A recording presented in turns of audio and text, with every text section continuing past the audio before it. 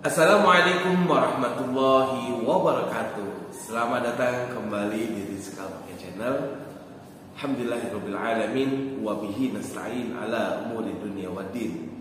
Assalatu wassalamu ala asrafil anbiya wal mursalin. Walhamdulillahirrabbilalamin. Alhamdulillah, puji syukurkan Allah subhanahu wa ta'ala, kita sampai hari ini masih dalam keadaan sehat walafiat. InsyaAllah semoga apa saja aktivitas yang kita laksanakan hari ini mendapatkan ridho dari Allah Subhanahu wa taala. Salawat salam selalu kita agungkan kepada Nabi kita Muhammad sallallahu alaihi wasallam yang telah membawa Islam dari zaman kegelapan hingga saat ini. Baiklah semuanya, mahasiswa Universitas Muhammadiyah Lampung, khususnya semester 3 yang dalam hal ini bertemu dengan saya dalam mata kuliah Metodologi Studi Islam. Dalam video kali ini kita akan membahas tentang kontrak kuliah. Nah, alhamdulillah, qadarullah hari ini sampai detik ini kita masih dalam suasana atau masih dalam wabah COVID-19, sebuah wabah yang masih melanda negeri kita ini, sehingga kita tidak bisa bertatap muka langsung. Namun hal ini tidak mengurangi keinginan kita untuk selalu tetap belajar.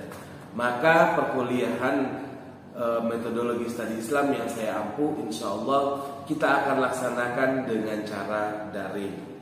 Untuk itu saya akan menyampaikan, karena kuliah ini menggunakan daring, saya akan menyampaikan beberapa yang harus diperhatikan ketika kita kuliah. Yang pertama, presensi atau absensi. Di awal perkuliahan saya akan membuat absensi untuk absen masuk dengan Google Form yang harus kalian masuk sebelum kalian mengikuti pelajaran. Nah, setelah kalian mengisi absen, pastikan setiap perkuliahan kalian mengisi absen, karena absen ini akan saya rekap. Yang kedua, absen yang kedua, ini ada dua nih absennya. Yang pertama absen dengan Google Form tadi ketika baru masuk. Yang kedua, apabila saya men-share video atau materi di YouTube, silahkan kalian memberikan komentar dengan menuliskan nama dan NPM atau kelas kalian. Hal ini kenapa harus dilaksanakan? Agar saya yakin kalau kalian semua sudah mendapatkan materi yang saya berikan, sehingga ketika UAS nanti kalian bisa menjawab pertanyaan dengan baik, atau setidaknya kalian mendapatkan pengetahuan baru setiap perkuliahannya atau setiap materinya. Nah, jadi perkuliahan kita ini insya Allah menggunakan aplikasi Google Meet. Kan ada Zoom, ada Google Meet, dan ada yang lain-lainnya. Nah, untuk perkuliahan saya lebih suka menggunakan Google Meet. Nanti setiap perkuliahan saya akan share link kita untuk bertemu menggunakan Google Meet. Jadi kalau di handphone antum atau di laptop antum belum ada Google Meet, silahkan di-download terlebih dahulu. Nah, ini yang penting saya sampaikan. Untuk penilaian dalam mata kuliah saya membaginya menjadi 4. Yang pertama, nilai absensi. Absensi itu saya beri nilai 20%.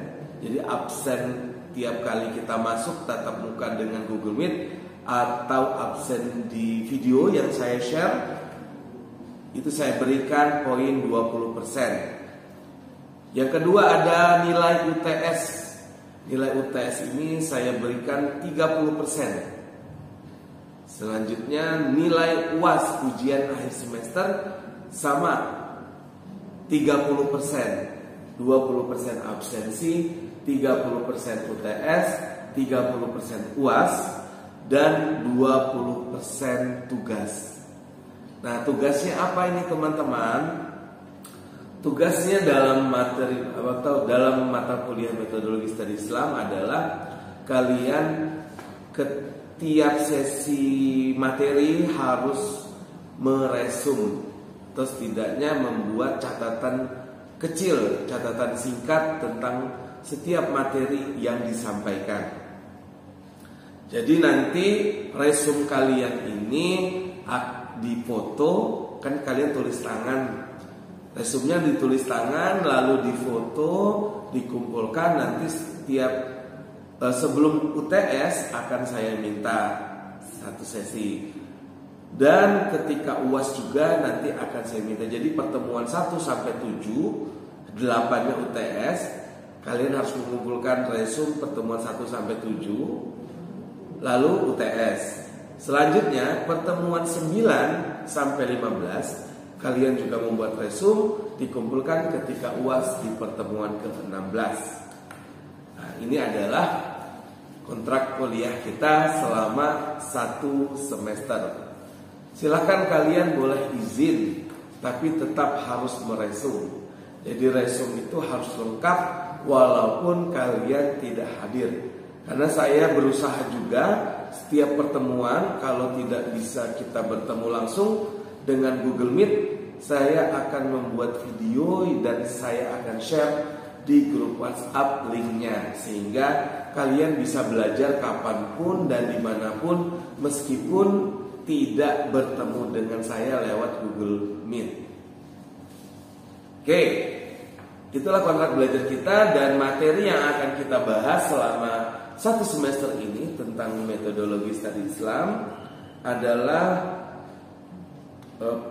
pertemuan kedua. Kita akan membahas tentang pengantar studi Islam, yaitu di dalamnya tentang apa itu pengertian metodologi studi Islam.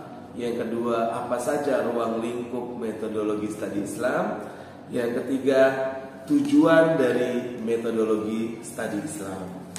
Nah, di pertemuan ketiga kita akan membahas tentang agama. Jadi dalam bahasan agama ini subbabnya adalah menjelaskan arti pentingnya agama bagi manusia. Yang kedua, menjelaskan tentang sumber ajaran Islam. Yang ketiga, menjelaskan tentang karakteristik ajaran Islam. Nah, itu di pertemuan ketiga. Di pertemuan keempat, kita akan membahas tentang kajian pendekatan MSI, metodologi studi Islam. Yaitu kajian yang pertama. Di pertemuan keempat ini kita akan membahas pendekatan MSI lewat normatif teologis. Pertemuan kelima, kita juga masih membahas tentang pendekatan studi Islam, tapi pendekatannya adalah historis dan kebudayaan.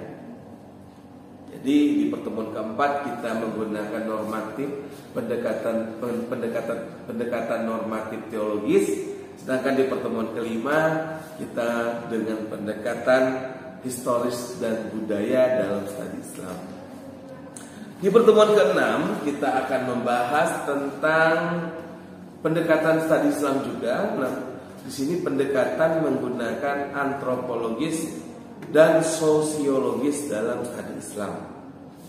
Nah, bagaimana itu antropologi? Bagaimana pendekatan dengan antropologi dan sosiologi? Bagaimana signifikansi pendekatan menggunakan antropologi dan sosiologi? Di pertemuan ke-7 kita akan membahas pendekatan studi Islam menggunakan filosofi. Jadi kajian pendekatan filosofis dalam studi Islam. Apa itu pendekatan filosofi Islam? Apa itu pendekatan filosofis? Yang kedua, apa saja karakteristik pendekatan filosofis? Yang ketiga, signifikansinya pendekatan filosofis dalam studi Islam. Nah, di pertemuan ke-8 kita akan melakukan UTS, dan di pertemuan ke-9 kita masih membahas pendekatan juga, yaitu pendekatan bayani, irfani, dan burhani. Jadi apa sih pengertian irfani, apa pengertian bayani, apa pengertian burhani, terus kedudukan pendekatan bayani, irfani, dan burhani dalam studi Islam itu seperti apa? Terus karakternya bayani, irfani, dan burhani ini seperti apa? Oke, selanjutnya kita akan membahas di pertemuan ke-10 tentang metode memahami ajaran Islam. Yang pertama kita akan membahas tentang di pertemuan ke-9 ini membahas tentang metodologi ulumul tafsir dan ulumul hadis. Nah, kalau yang mungkin kalian yang dulu pernah di pondok pesantren, pernah mengenal ilmu tafsir dan juga ilmu hadis, belajar dari kitab Mustalahul Hadis yang ilmu hadisnya. Nah, kitab tafsirnya mungkin dari ulama siapa? Silahkan nanti kita saling mengisi dalam perkuliahan ini. Saya juga bisa mendapatkan informasi baru dari antum semua, atau saya bisa memberikan bagi teman-teman yang belum pernah mendapatkan tentang ilmu tafsir dan juga ilmu hadis. Nah, di pertemuan ke-11 kita akan masih belajar tentang metode memahami sumber ajaran Islam, yaitu tentang metodologi filsafat dan teologi. Yang kedua, metodologi tasawuf. Nah, kita kenalkan sedikit-sedikit. Nanti biar lebih banyak, nanti ada mata kuliah sendiri tentang ilmu tasawuf. Ada lagi mata kuliah sendiri tentang ilmu filsafat dengan dosennya nanti insyaallah. Nah, selanjutnya di pertemuan 12 ini kita akan mempelajari metodologi kajian fikih dan metodologi kajian kaidah usuliyah. Jadi ada materi fikih, ada usul fikih. Nah, bisa jadi di dalam fikih itu haram misalnya, lalu ditarik ke usulnya, usul fikihnya, bisa jadi satu hal itu menjadi mubah, jadi halal, tapi banyak syaratnya. Nah, nanti kita belajar di situ tentang metodologi kajian fikih dan metodologi kajian kaidah usuliyah. Atau kalian yang dulu pernah di pesantren bisa lagi membuka kitab-kitab usul fikihnya. Kalau saya dulu belajar usul fikih dari kitab yang tipis tapi luar biasa, Mabadiul Awaliyah. Itu pertama kali saya mengenal usul fikih dan tertarik karena melihat buku Mabadiul Awaliyah, luar biasa. Kitabnya kecil, sampulnya juga buram dan harganya murah. Yang belum punya boleh beli, ataupun yang sudah punya silahkan dibuka kembali. Oke, di pertemuan ke-13 kita akan membahas tentang Islam dan globalisasi. Terus mengenal modernisme dan puritanisme di dalam Islam. Ada lagi gerakan fundamentalisme dan radikalisme Islam. Yang keempat tentang Islam eksklusif dan inklusif. Yang kelima tentang, nah ini yang penting, Islamisasi sains. Oke, di pertemuan ke-14 kita akan coba untuk membahas tentang postmodernisme, neomodernisme Islam, Islam liberal, Islam kultural, Islam struktural, dan postmodernisme Islam. Dan pertemuan ke-15 terakhir kita akan mengenal tentang isu-isu dalam studi Islam, diantaranya agama sebagai gejala budaya dan sosial, terus doktrin dalam Islam, yang ketujuh tentang Islam sebagai wahyu dan kultur masyarakat, yang kedelapan tentang isu pluralisme, hak asasi manusia, civil society dalam studi Islam. Dan di pertemuan terakhir, di pertemuan 16, kita akan melaksanakan UAS. Insyaallah juga UAS ini saya menggunakan Google Form juga untuk mengumpulkan jawaban-jawaban dari kalian semua. Baiklah, inilah dia kontrak belajar dan juga materi yang akan kita kaji selama 1 semester ini. Semoga kita selalu mendapatkan manfaat dari apa yang kita pelajari, dan semoga ilmu yang kita pelajari dapat bermanfaat untuk umat, untuk diri kita sendiri dan juga untuk keluarga kita. Mohon maaf apabila ada kata yang salah. Kepada Allah saya mohon ampun. Billahi taufiq wal hidayah. Wassalamualaikum warahmatullahi wabarakatuh.